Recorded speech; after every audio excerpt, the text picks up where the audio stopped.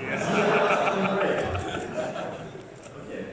So I'm probably what I wanted to do is first of all go through kind of some of the things that are happening on the different sides of the Ethereum ecosystem. So, some part on the technical side, and also part in terms of things like adoption and things like Ethereum actually trying to reach larger scale audiences, and to try to kind of look at the community from a couple of different angles. And then after that, also, even like ask people here some questions about things like, what do you think, what do you want to learn about that we have? What kind of information do you want us to kind of spread more? What kinds of things should we know? So, I guess to start off first, there's plenty of things that are happening in Ethereum land, but one of the kind of biggest ones, as I'm sure people know, is this kind of big, long Ethereum 2.0 effort that's been happening for the last couple of years, right? So, for those who aren't kind of very familiar with this, the idea behind Ethereum 2.0 is that it's this effort to bring together a lot of the technical ideas that we've had around things like sharding, proof of stake, improving the virtual machine, improving the efficiency of the protocol, improving the workload trees, improving a whole bunch of tiny technical things you've never heard of in a bunch of ways, and basically creating a kind of next generation blockchain, which we hope to be hundreds of times faster and more efficient and more scalable in a bunch of ways. And so, if ETH 2.0 is kind of split into multiple phases. So there's phase 0, phase 1, and phase 2. And the way that you can kind of think about it is phase 0 is proof of stake, phase 1 is sharding of data, and phase 2 is sharding of computation in smart contracts. So phase 0 is actually getting pretty close to finalization in terms of the spec. So there's this document that describes what you're supposed to implement if you are implementing an Ethereum 2.0 node. And the part of that that describes what you're supposed to do for phase 0 is actually getting pretty close to complete. And one of the kind of unique things that we're trying to do with Ethereum 2.0 is we're taking this kind of development model where instead of like one big centralized foundation getting 50 people together in like some hyper-expensive city and getting them all to work on one implementation that everyone then uses, we have the foundation which is mainly involved in kind of spearheading research and prototyping and things like security auditing, specification, standardization. And then there's multiple independent companies, people like Prismatic Labs, Lighthouse, Nimbus, Pegasus, and a few Parity, and a few others that are actually building out the implementations, right? So the implementers that are kind of furthest ahead are nearing kind of the stage where they're going to release some form of public testnets. So yay. And for phase 1 and phase 2, so these are the sharding phases, that's something where we're continuing to see ongoing progress, and we are doing some of the kind of early stages of implementing that. So particularly in a sharded system, there's a lot of challenges around things like peer-to-peer networking, and that's all starting to get implemented, and in some cases starting to get standardized. So that's roughly where we're at in terms of that. And more progress is going to come. If you want to find out more, I highly recommend reading some of the kind of bi-weekly updates. So you can probably just search on Google for a Prismatic update, or there's a consensus person called Ben Edgington who gives really nice updates every couple of weeks. So that's happening. ETH 1.x. So ETH 1.x it's kind of less known, but in my opinion it's also important. It's this series of proposals that are more short-term than Ethereum 2.0. And the idea is to try to improve the scalability and the efficiency of the Ethereum network in the shorter term in a way that people can kind of very concretely feel even like 1 year from now. And the idea is to try to both increase the efficiency of Ethereum as it is, and also at the same time try to implement some of the features that are going into Ethereum 2.0 and basically kind of bring ETH 1 and ETH be closer to each other over time, right? So increases scalability and also creates a kind of smoother upgrade path for developers. So we had a workshop in Stanford at the end of January, and we talked about a lot of different proposals. Right now, we're still in the process of reviewing a couple of very detailed proposals around kind of state fees, or what's also sometimes been called rent, and stateless client, which is a technical change that basically says that individual Ethereum nodes need to store a much smaller amount of data to keep in touch with the network. And we're also evaluating things like WebAssembly, which is a much faster virtual machine for smart contracts execution, along with a bunch of other changes. So there's a lot of these things that are just quietly happening, and I think it's still good for people to be aware of them, that for all of the scalability issues, efficiency issues that people have, there's generally multiple efforts that are kind of quietly underway to try to improve it. So aside from a base layer tech, the other part of tech that's really important is also layer 2. So layer 2, there's multiple plasma chain projects that are at the testnet stage or that have released something. So Loom recently made a release, Plasma Group recently made a release. Aside from Plasma, there's also state channel frameworks. So like Connect, I think, released something today. L4 is going to release a state channel framework very soon. Stellar released a thing where you can play a Go on your phone and for Ether, and it's all based on state channels. So like things are really starting to happen, and the tech is finally at the stage where it's nearing the point where people can kind of just use it. And I think that matters a lot because like there's a lot of application developers that need scalability, or if they're using state channels that just need speed and efficiency.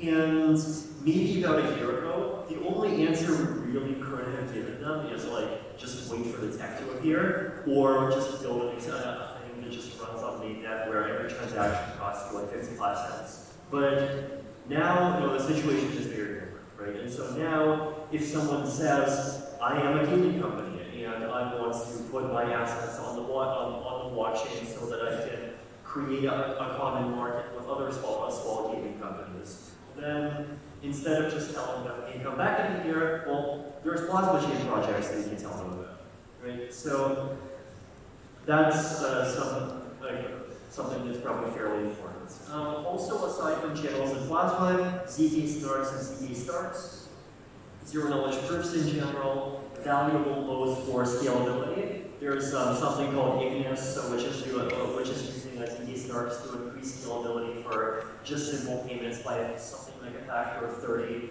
and which is theoretically useful already. And then you can also use ZK starts for privacy. So these things are all happening, these things are all being developed. It's kind of good to be, always good to be aware of them.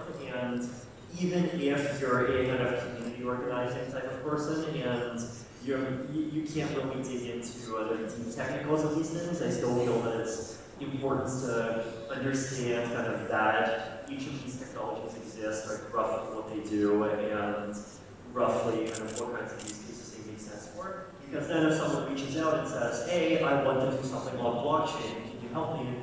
You have some idea of where to point them to. So that's roughly it for the technicals. Aside from the technicals, there's actually a lot of stuff in the ecosystem that I've been kind of very encouraged by recently. And particularly, like especially in the last 6 months, it's feeling like things are kind of starting to break out into making things that are actually kind of usable for much wider audiences, right? So first of all, there's all of these kind of quote decentralized finance, DeFi, DeFinance, open finance, whatever your favorite buzzword is, things like the decentralized exchanges, things like things like MakerDAO, things like these recent stablecoins that have been emerging. All of these just different kinds of financial tools that a lot of people seem to be actually finding very useful. and where the usability actually has gotten to a point where like it's not just something that you need to be a basic development computer to be able to effectively use. And that's like, I mean, it's a recent development, but it's a very significant one. Like, who here has tried to do as a decentralized exchange to trade one ETH token for another like a year ago? Just raise your hand if you tried a year ago. How was the experience? Awful. Okay. Who here has tried to use Uniswap a month ago to convert ETH to any kind of token? Well, you should, because it's not awful anymore. So this is like an example of like, things that people are aware of. Right? So that's one side of things, and then finance is just one area, and like I've always talked about how kind of finance is realistically the kind of first blockchain app that'll probably achieve wide-scale adoption because honestly, like it's competing with legacy financial systems that are honestly pretty terrible in many places. And there are non-financial blockchain applications, and I'm a huge fan of those as well. I mean, if you look, I wrote a tweet storm on this. You can probably just search like Vitalik Buterin non-financial blockchain applications, and I talk about kind of the arguments for why I think that whole category is interesting. And there's things like identity, there's like reputation, key reputation, certificates, all sorts of things in digital blockchains that have just nothing to do with cryptocurrency by themselves. And there are a lot of people kind of working hard to try to make those things happen. But the problem is that with those kinds of applications, like decentralization kind of is basically the value add, right? Like with finance, you're competing with banks that take five days to do anything interesting. With anything that's not financial, chances are there's some internet-based thing that does what we want in 5 seconds. It's just centralized. So like it's a bit of a harder pitch, but it's still something that people are working hard on, and it's still something that is moving closer to people actually using it, right? Another interesting thing that we've seen is large-scale user onboarding. So browsers, Brave has some cryptocurrency features built in. Opera has Ethereum wallets built in. Phones, there is the HTC blockchain phone, yay. There's also that announcement from Samsung recently, and that's something that we are probably going to see more of. But the reason why these things are encouraging is that now there's these kind of much larger audiences that have potentially just have easy access to at least in some kind of crypto wallet or accounts that they can just immediately use with all these applications. Right. So one kind of question for the community, and I'd be happy to actually hear a couple of answers now, but also just in general, is like, what applications are there on the ground that you see that people seem to be, I mean, not just excited about in theory and not just kind of blabbing about on panels where they blab about things, but like actually excited about and using that you see could be realistic in the near term that I haven't talked about. Yes? NFTs. NFTs, yay. Yay. Okay. Anything else? Microinsurance, yes. So yeah, there's this thing called Hurricane Guard that I saw a couple of months ago, right? That's this, I believe it's like actually based in Puerto Rico, and I have the impression that they've made something that's like actually quite useful to people, which is basically just parametric insurance. So it's a smart contract that just automatically pays you a payment if the amount of rain that falls in some area exceeds some amount of like something based on weather. So that does seem like something that's like simple to do. It's very smart contract friendly, and it is like potentially actually useful to a lot of people. So that's definitely like a category to watch out for. NFTs too, and even like branching out toward gaming seems like on the one hand, I feel like a lot of people a lot of us in the Ethereum community are also here because we want to kind of have big, large-scale social impacts,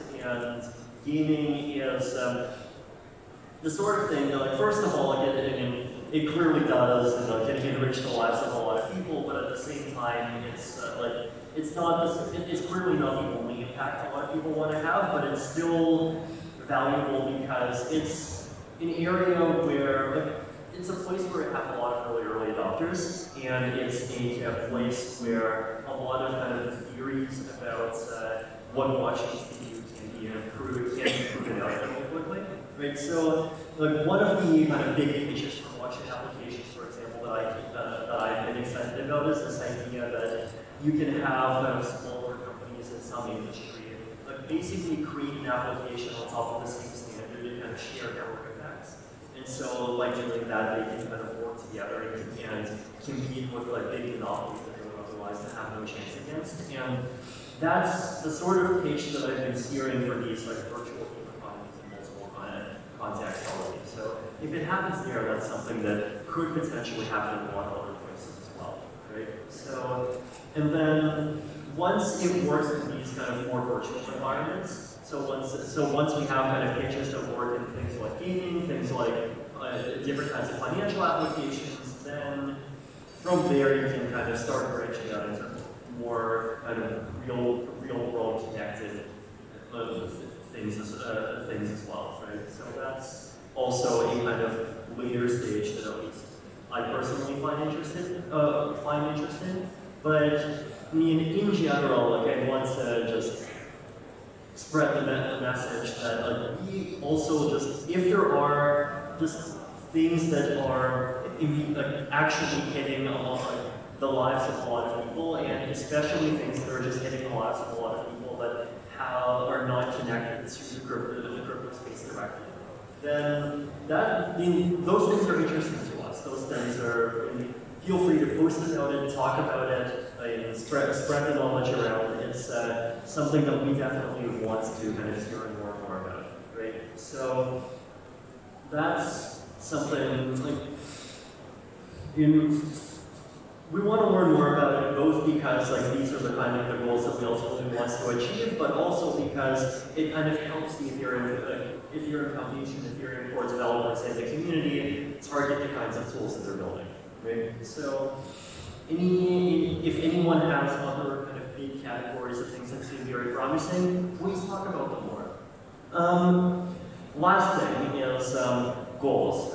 How can we help get more information about what we're working on to you, right? So, any kind of show of hands, what's an example of a thing connected to what we're working on? So connected to things like technical developments or even other things the Ethereum Foundation is doing that you think that we could do a better job of communicating, or that just you personally want to build that you just can't figure out.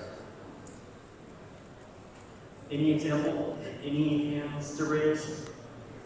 No shame. It's our responsibility to educate. If you don't know, it's our fault, not yours. Sure. Can we get more one-on-one explanations of ETH 2.0 or Plasma? I'm trying to look at it. It's very complicated to understand, even as a developer myself. Sure, we definitely can. Anything else?